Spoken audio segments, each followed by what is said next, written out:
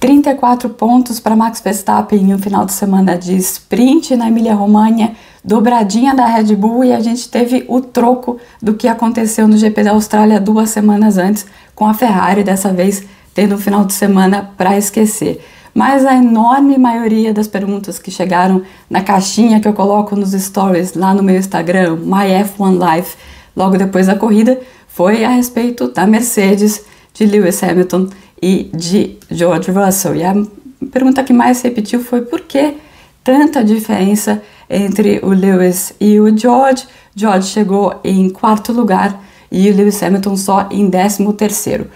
Bom, essa diferença começa lá na classificação. Então o carro da Mercedes tem o grande problema do carro da Mercedes é o porpoising, e o porpoising, que são aqueles kicks, eles geram vários outros problemas. Um deles é a falta de downforce, porque o carro tem que andar um pouco mais alto do que seria o normal, um pouco não, no caso da Mercedes, bem mais alto do que seria o normal.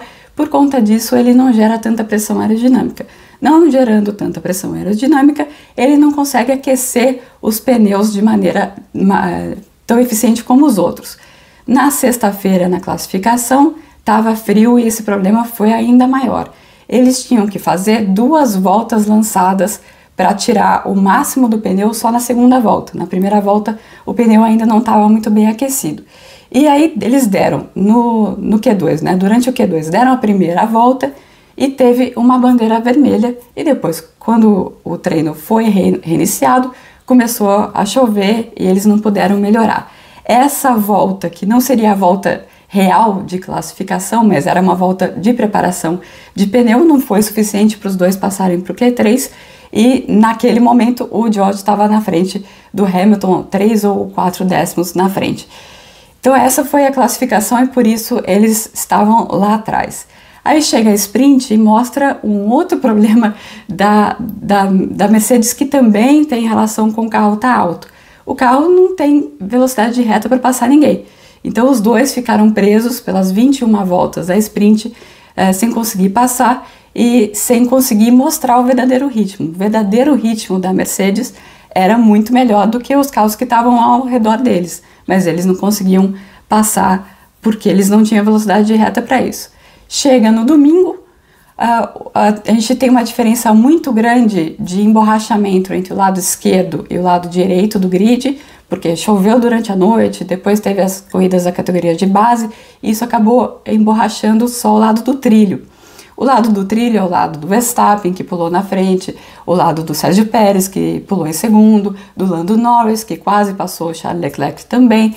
E esse era o lado bom, o lado do Sebastian Vettel, que veio lá de trás e acabou pontuando justamente por conta disso, e também era o lado do George Russell, que pulou de 11º para 6º nessa largada, lembrando que 2 carros saíram da frente dele, que foram o Sainz e o Ricciardo por conta do acidente. E o Hamilton estava do lado direito, do lado ruim, ele largou em 14º e fechou a primeira volta em 12º, ganhando só essas 2 posições do Sainz e do Ricciardo. E isso mudou completamente o cenário para eles. Por um lado, você tinha o George lá na frente, que ele só teve que passar um piloto, que foi o Kevin Magnussen, que foi um piloto que foi passado depois pelo Valtteri Bottas, que estava logo atrás, e até pelo Sebastian Vettel, que tem um carro na Aston Martin que sofre ainda mais com o porpoising, que está andando ainda mais alto do que a Mercedes, e ele também conseguiu passar o Kevin Magnussen. E lá atrás você tem o Lewis Hamilton não conseguindo passar ninguém. Tem um agravante nesse quadro, que a corrida ficou com 33 voltas sem o DRS, e aí dificultando a vida do Hamilton lá atrás, a vida de todo mundo que estava encaixotado, né? Muitos pilotos ficaram encaixotados durante essa corrida.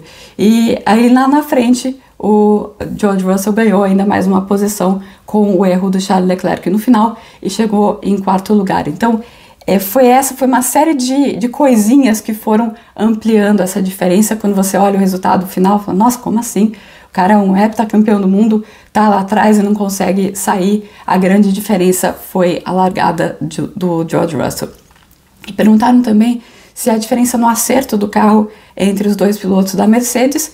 Havia uma diferença pequena nesse grande prêmio, uma opção do Hamilton por ter uma asa mais mais baixa, né, ter menos asa traseira, e até tendo menos asa traseira, o que ajudaria na velocidade reta dele, ele ficou travado lá atrás, né. Só lembrando uma coisa que eu esqueci, depois das 33 voltas sem DRS, o DRS é liberado e mesmo assim o Hamilton não sai do lugar, isso porque ele ficou num trenzinho de DRS, que aí o cara da frente também tem, e por conta disso eles ficam em condições normais, é como se estivessem na situação que eles estavam antes, sem DRS. Mas uma coisa que eu queria salientar sobre a prova do Russell, que foi muito impressionante, é que ele já estava com o carro dianteiro quando estava com o pneu intermediário. Quando você troca do intermediário para um pneu de pista seca, esse comportamento tende a ficar pior, então todo mundo vai lá e muda o ajuste de asa para compensar isso. Quando a equipe foi fazer isso na parada dele, adivinha, não funcionou o ajuste e ele ficou com o carro bem dianteiro no final. Até por conta disso é um pouco difícil a gente avaliar o rendimento dele com o rendimento do Lando Norris, que estava logo à frente dele, e ele só conseguiu ficar em quarto por causa do problema que o Valtteri Bottas teve na largada, na parada dele. Ele ficou 11 segundos, então 9 segundos a mais preso ali nos boxes, e por conta disso ele acabou chegando só no final da corrida e o George conseguiu se segurar no quarto lugar. George Russell, o único piloto conseguia ficar no top 5 nas 4 primeiras corridas da temporada. A última pergunta sobre a Mercedes, porque foram muitas. A Mercedes tem salvação? Bom, vou voltar um pouco no que eu falei na segunda corrida do ano, que a Mercedes, título, esquece. Por que eu falei aquilo? A Mercedes cometeu um erro que eles reconheceram, que foi o seguinte: eles viram em Barcelona que o carro tinha um problema fundamental de porpoising, mas eles não se preocuparam, não começaram a agir para solucionar isso, porque eles tinham certeza de que quando eles tirassem o sidepod, que é o que eles fariam só no segundo teste, no Bahrein, esse problema desapareceria. Quando esse problema não desapareceu, aí acendeu o alerta vermelho na Mercedes. Isso só aconteceu lá em março. Para você entender um problema que não aparece em túnel de vento, né? Porque o porpoising, essa é a grande questão dele, né? Em simulação não aparece, aparece só na pista. Você precisa primeiro entender qual é o mecanismo que está desencadeando isso, e daí projetar a peça e fazer a peça e tal. Isso demoraria um tempo, e antes que a Mercedes consiga remediar isso, eles não vão conseguir ter um carro rápido. É por isso que eu disse, a lógica mostra que vai demorar, porque demora para fazer uma peça dessa. Eles têm que fazer o assoalho, que é simplesmente a peça mais importante do carro, e ela precisa, esse assoalho novo precisa combinar com todo o restante da aerodinâmica do carro. Agora eles estão falando que devem ter um assoalho novo na Espanha, e a avaliação vai ser o seguinte: se eles não conseguirem melhorar, eles vão ter que pensar, será que é um problema fundamental da filosofia do nosso carro? Será que a gente vai ter que repensar tudo?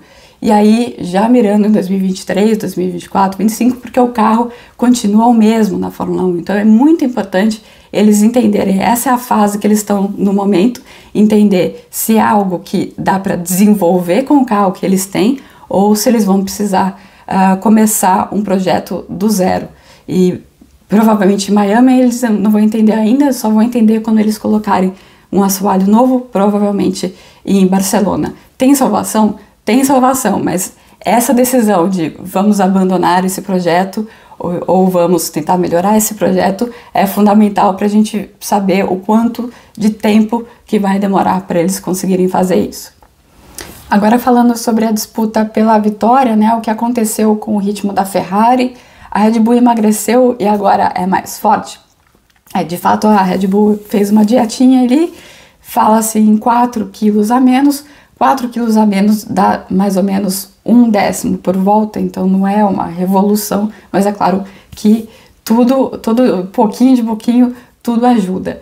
Ficou um pouco difícil a gente entender se o ritmo da Ferrari está pior agora com a atualização da Red Bull, lembrando que a Ferrari não levou novidades para Emília-Romanha, ou se foi exatamente o contrário do que aconteceu na Austrália, né? Na Austrália, A Red Bull errou no acerto, errou na previsão de como estaria a pista no domingo, e a Ferrari talvez tenha acontecido a mesma coisa com a Ferrari, lembrando que só teve um treino livre na chuva e depois para acertar o carro para classificação, sprint e para corrida.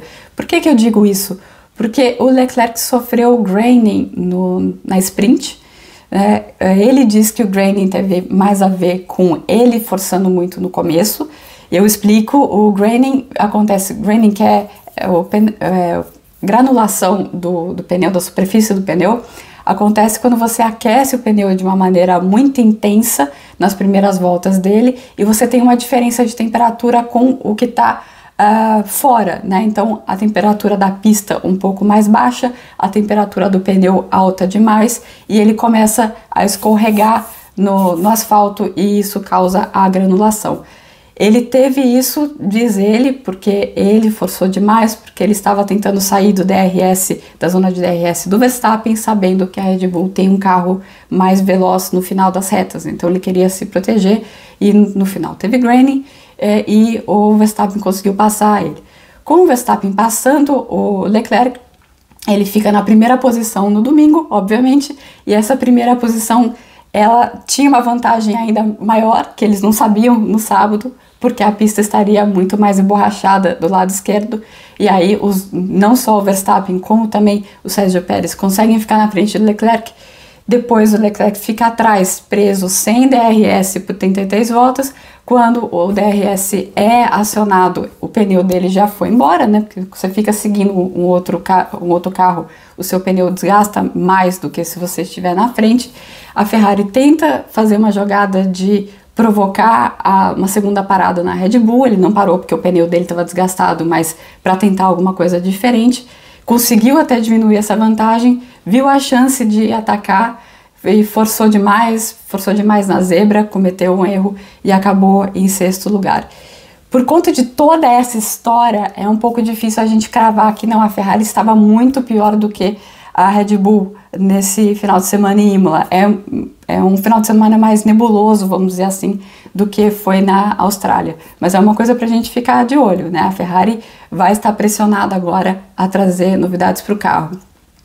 Pergunta também sobre a McLaren, como eles saíram de ser um dos piores carros do grid para o pódio em 4 GPs. Na verdade, eles não eram um dos piores carros do grid, né? O carro foi bem no primeiro teste, aí no segundo teste aconteceu um desastre, né? Eles perceberam que eles tinham um problema no arrefecimento dos freios, que só apareceu lá porque a temperatura era maior no Bahrein, e que o carro não era muito bom de curva de baixa velocidade, era regular em curva de média, que são só as curvas que existem no Bahrein. Então o Bahrein mostrou tudo que estava errado para a McLaren.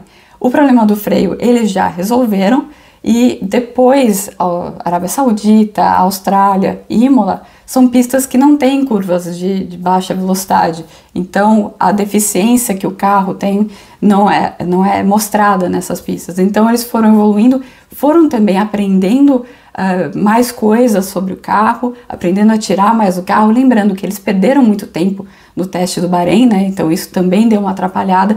E em Imola, o que eles tiveram foi a Mercedes meio capenga ali, né, por todos os motivos que eu expliquei. A Alpine, essa sim, errou totalmente no acerto do carro. Os dois pilotos sofreram muito com graining no sábado, caíram, né, de produção, foram lá para trás, e depois o Ocon, como o Hamilton, também ficou preso no trenzinho de carros lá atrás, e o Alonso saiu logo no começo. Então a Alpine, que seria um carro ali para brigar com a McLaren, não brigou.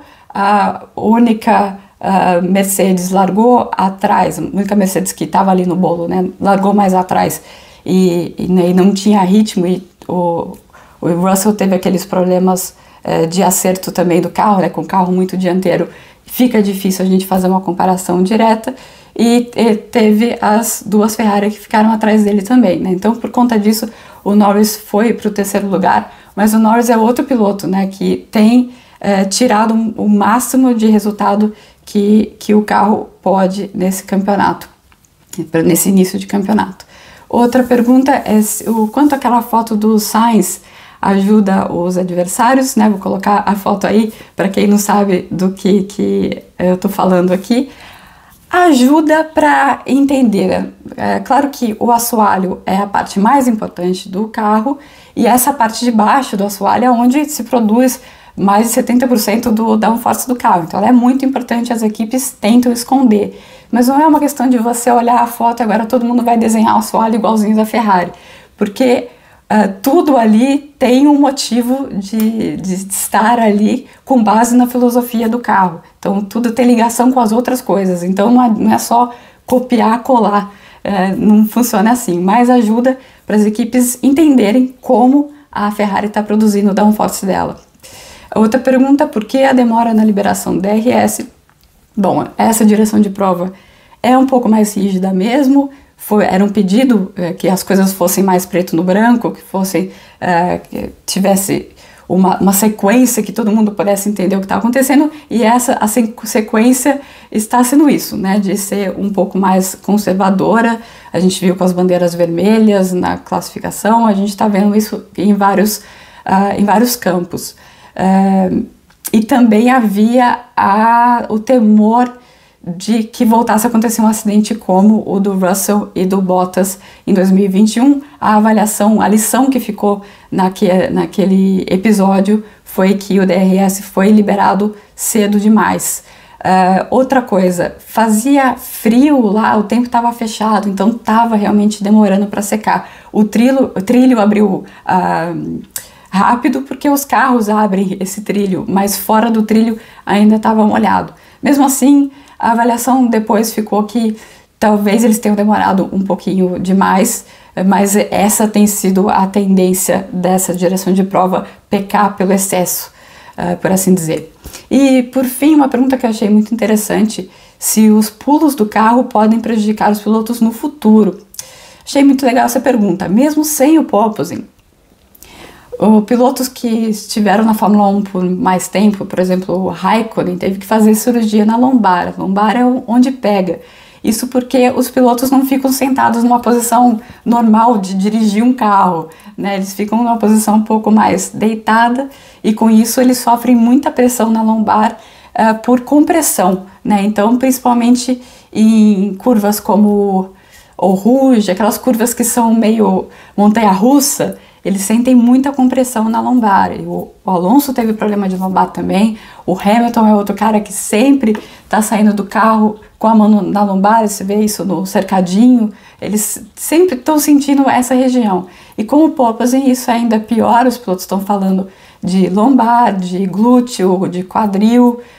E o George Russell até falou que estava com dor no peito por conta dessa compressão. Definitivamente não é positivo para os pilotos e eles mais de um motivo para eles tentarem resolver essa questão do porpoising de uma vez por todas o mais rápido possível. Bom, espero que vocês tenham gostado de mais um Ju Responde. Eu volto depois do GP de Miami com as perguntas que vocês mandam lá no Instagram. Até mais!